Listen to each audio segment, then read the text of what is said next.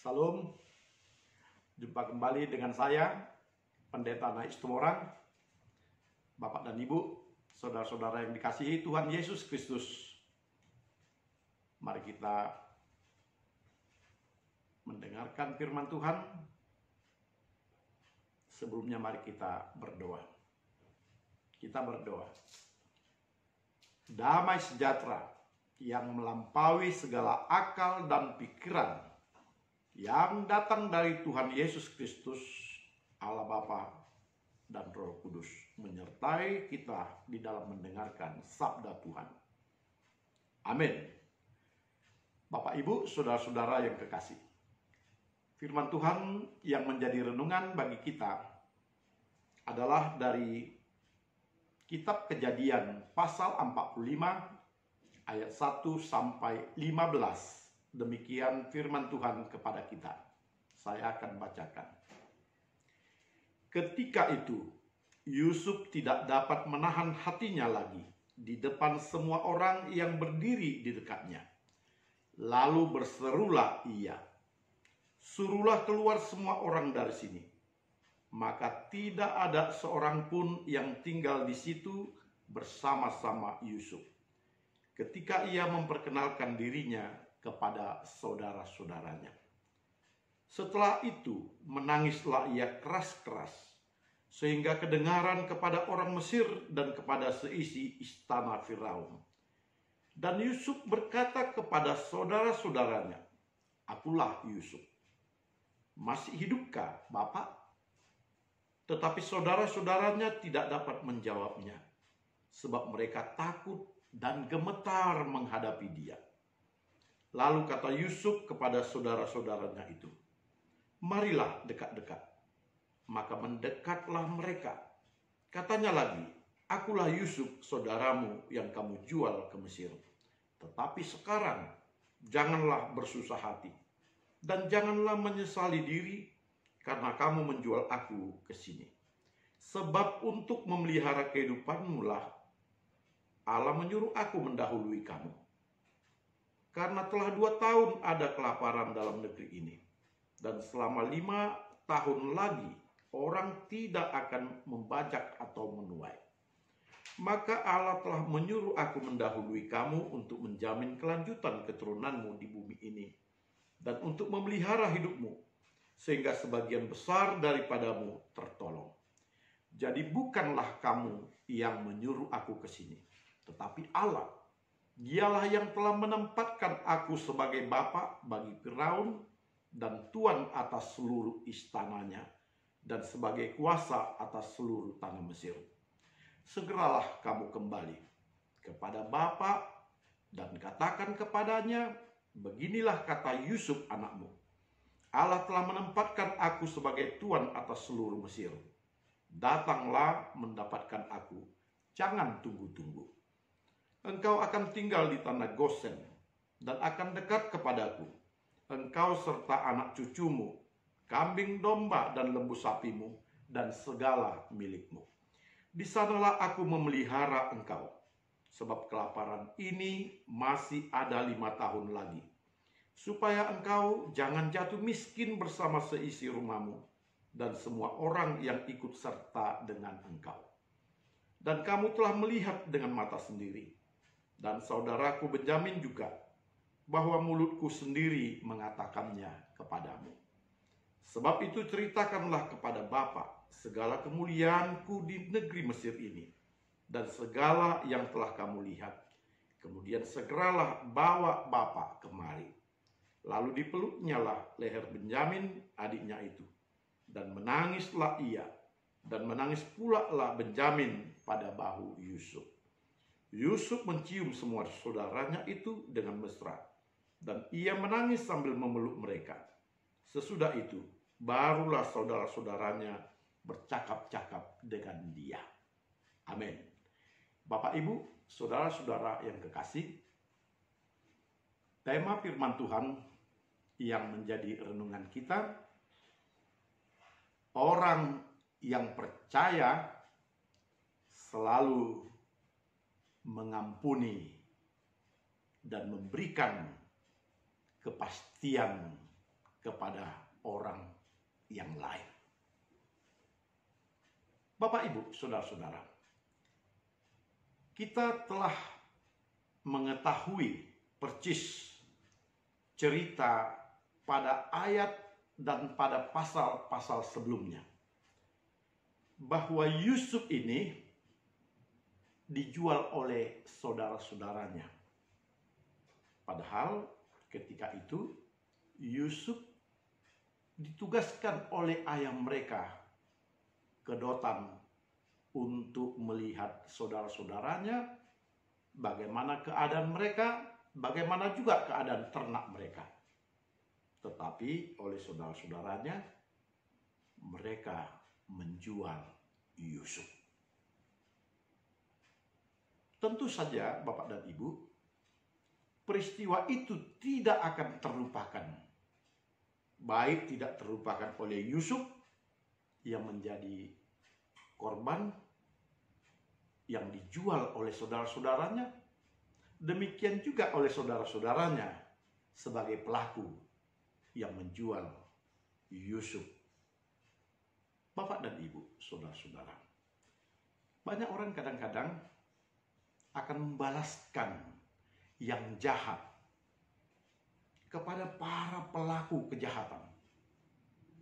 Bahkan berkehendak agar para pelaku kejahatan segera dihukum.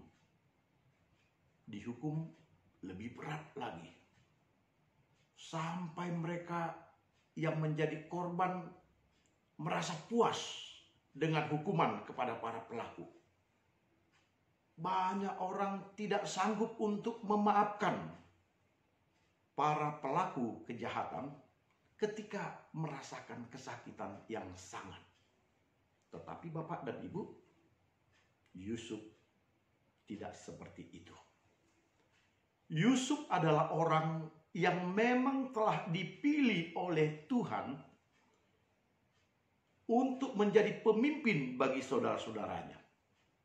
Itu sebabnya ketika beberapa kali Yusuf menceritakan mimpinya kepada saudara-saudaranya bahwa berkas-berkas gandum Yusuf tegak dan berkas-berkas daripada saudara-saudaranya ini sujud menyembah, itu adalah pertanda bahwa Tuhan telah memilih Yusuf. Tuhan memilih Yusuf untuk menjadi pemimpin bagi saudara-saudaranya. Dan ini merupakan sesuatu bagi Yusuf bahwa Allah itu memang mempersiapkan segalanya, sekalipun caranya mungkin tidak seperti yang diinginkannya juga. Kita meyakinkan bahwa sebetulnya Yusuf pun merasa betapa kecewanya dengan sikap saudara-saudaranya ketika menjual dia kepada saudagar-saudagar Midian untuk dibawa ke Mesir. Kita meyakinkan bahwa Yusuf sendiri pasti merasa sakit dan kecewa dengan tindakan itu. Tetapi orang yang percaya tidak akan melihat sepintas saja setiap peristiwa yang dialaminya. Orang yang percaya melihat setiap peristiwa, kehadiran Allah selalu ada di sana. Baik peristiwa yang menyakitkan, Tuhan pun ada di sana. Baik peristiwa yang membuat kita terjepit dan terbeban, Tuhan juga ada di sana. Dan Tuhan yang menyertai setiap orang yang dipilihnya akan senantiasa menuntun sampai ke tujuan yang dikehendaki oleh Allah. Allah mengendaki Yusuf menjadi pemimpin. Itu sebabnya sekalipun prosesnya seperti sesuatu yang sangat menyakitkan, sesuatu yang justru menjengkelkan dan menimbulkan amarah, sebagaimana Yusuf yang menerima perlakuan, dijual, sehingga menjadi budak di Mesir. Tetapi itulah cara Allah bagaimana dia memperkenalkan kuasanya, rancangannya, bahwa ketika dia berbuat, tak ada seorang pun yang dapat membatalkannya. Ketika dia telah memilih, tak ada seorang pun yang mampu mengubahnya. Dia menunjukkan kuasanya bahwa dari hal-hal yang sangat pelik sekalipun, hal perhambaan pun dia mampu menjadikan tuan. Dan sekarang Yusuf telah menjadi tuan di tanah Mesir. Dia menjadi perdana menteri, dia menjadi penasihat, dia menjadi pembesar yang diserahkan untuk mengelola bagaimana agar bangsa Mesir di tengah-tengah kemiskinan, kemelaratan, ketidakmampuan untuk melakukan hasil produksi untuk menjamin sandang pangan, Yusuf mampu mengelola dengan baik. Di tengah-tengah situasi 7 tahun bahaya kelaparan, Yusuf mampu mengelola sehingga Mesir tetap menjadi negara yang kaya, negara yang makmur, yang mampu menjamin kehidupan seluruh bangsa Mesir itu. Bapak, Ibu, saudara-saudara, inilah cara Tuhan. Sehingga orang yang dipilih itu diberikan anugerah menjadi orang yang memuliakan Allah. Yang hidupnya menatap kepada Allah sehingga melihat setiap peristiwa itu merupakan rancangan Allah di dalam hidupnya. Orang yang melihat di dalam hidupnya rancangan Allah yang besar, yang berfokus kepada Allah, yang percaya kepada Allah, maka sesuatu yang menyakitkan itu dianggapnya merupakan suatu pekerjaan dari Allah. Sekalipun oknum para pelakunya ini adalah orang-orang yang telah memberikan rasa sakit, rasa kecewa, rasa yang membuat dia marah dan jengkel. Tetapi kita dapat melihat di dalam ayat yang kelima. Di dalam ayat ini dikatakan oleh Yusuf, jangan kamu bersusah hati. Jangan menyesali diri. Karena kamu telah menjual aku. Sebab itu sebenarnya adalah rancangan Allah. Allah menyuruh aku agar mendahului kamu untuk memelihara kehidupan kamu. Bapak, Ibu, saudara-saudara, kita pernah mendengarkan satu ilustrasi, satu cerita tentang lebah dan lalat. Dikatakan bahwa mata lebah itu selalu melihat bunga-bunga yang cantik dan mencari madu yang manis. Tetapi mata lalat itu selalu mencari kotoran-kotoran. Lalat sekalipun diberikan yang baik ataupun diberikan bunga, dia tidak akan mau hinggap ke sana. Dia hanya mencari kotoran saja. Sebaliknya, lebah selalu hinggap di bunga-bunga yang indah dan mencari madu.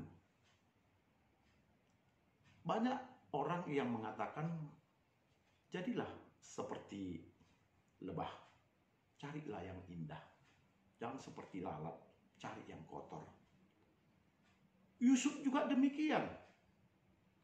Dia tidak melihat segala kejelekan-kejelekan yang dilakukan oleh saudara-saudaranya. Dia tidak merasakan bahwa kejahatan saudara-saudaranya ini harus dibalaskannya.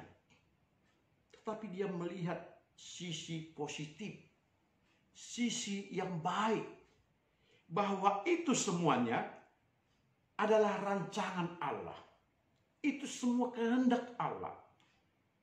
Orang-orang yang jahat yang melakukan kejahatan kepadanya hanyalah merupakan suruhan saja. Dan itu diubah Allah untuk menjadi sesuai dengan rancangan Allah. Allah mampu mengubah dari hal yang jahat menjadi yang baik.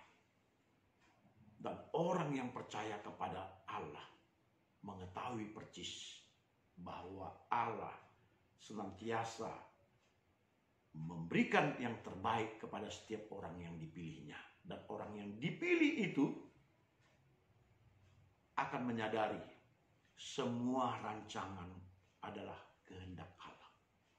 Bapak dan Ibu, tidak ada dendam di hati Yusuf. Sekalipun saudara-saudaranya sudah merasa sangat ketakutan dan gemetar menghadapi dia. Ketika Yusuf berkata, "Akulah Yusuf." Mereka ketakutan. Mereka mempunyai pemikiran bahwa Yusuf akan membalas dendamnya. Apalagi di tangan Yusuflah kekuasaan. Banyak kadang-kadang orang ketika sudah berkuasa, maka dia akan membalaskan semua dendamnya kepada para lawannya. Kepada orang-orang yang telah menyakitinya. Padahal kekuasaan itu datang dari Tuhan. Dan semestinya ketika orang sudah semakin berkuasa, semestinya semakin mengayomi. Sama seperti banyak juga orang yang telah menjadi kaya, justru tidak ingat dia miskin. Tidak ingat dia pernah kelaparan. Tidak ingat bahwa dia pernah kesakitan. Ketika dia kaya, justru menjadi jahat.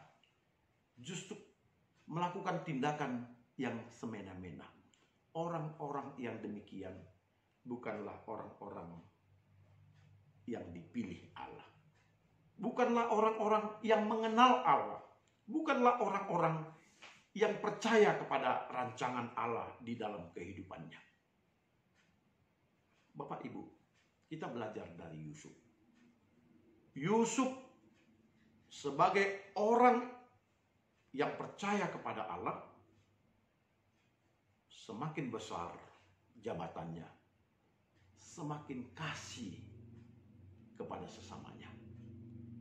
Semakin banyak kekuasaan yang dia peroleh, justru semakin dia melayani dengan sungguh-sungguh. Orang yang percaya kepada Tuhan tidak akan menyimpan dendam kepada siapapun. Bapak dan Ibu, saudara-saudara, dia katakan kepada saudara-saudaranya, "Segeralah kamu kembali kepada Bapa. Katakanlah kepadanya, beginilah kata Yusuf anakmu. Allah telah menempatkan aku sebagai tuan atas seluruh Mesir. Datanglah mendapatkan aku. Jangan tunggu-tunggu." Bapak Ibu, saudara-saudara, Yusuf menginginkan seluruh keluarganya yang ada di tanah Kanaan, yang terancam bahaya kelaparan, untuk segera datang. Agar dia dapat memeliharanya di tanah Mesir. Dan dia katakan, "Aku akan memberikan kepadamu tanah Gosen. Dan di sanalah engkau bersama dengan seluruh keluarga, bersama dengan ternak-ternakmu, bersama dengan semua orang yang ikut dengan engkau, tinggal dan aku akan memeliharanya." Luar biasa, Bapak dan Ibu. Terpujilah Tuhan yang memberikan kepada Yusuf hati yang tulus. Hati yang tidak menyimpan dendam apapun. Justru dia semakin menunjukkan kasihnya agar seluruh kaumnya yang ada di tanah Kanaan, yang terancam bahaya kelaparan, mereka semuanya dipelihara oleh Yusuf. Ada 5 tahun lagi bahaya kelaparan itu. Supaya kamu jangan jatuh ke dalam kemiskinan dan jangan mati di dalam kelaparan. Mari datanglah. Bapak dan Ibu, saudara-saudara yang kekasih. Orang yang dipilih Tuhan memikirkan bahwa dia harus menjadi berkat bagi semua. Setiap orang yang telah percaya kepada Tuhan, dia harus yakin bahwa Tuhan memberkati dia untuk sesuatu rencana yang baik agar semua orang dapat berkat-berkat, dapat mengucapkan syukur kepada Tuhan, dan dapat hidup di dalam kesejahteraan. Mudah-mudahan kita belajar dari cerita Yusuf ini dan kita bisa memahami bahwa Tuhan memberkati kita agar kita boleh memberkati banyak orang. Tuhan membuat kita mempunyai jabatan tinggi agar kita boleh semakin menunjukkan kasih kita. Tuhan memberikan kepada kita kekayaan agar kita dapat saling berbagi. Sekalipun mungkin banyak orang yang pernah menyakitkan kita, pernah menyepelekan kita, pernah seolah-olah melakukan sesuatu penghinaan kepada kita. Tetapi ketika kita sudah semakin berpangkat, berkuasa, menjadi orang yang berlimpah-limpah dengan harta, kita harus mengatakan, Tuhan memberkati saya agar kamu pun dapat saya berkati. Tuhan memberkati kita. Amin. Mari kita berdoa. Terima kasih Tuhan buat firman-Mu. Kiranya Engkau memberkati kami agar kami pun dapat menjadi berkat.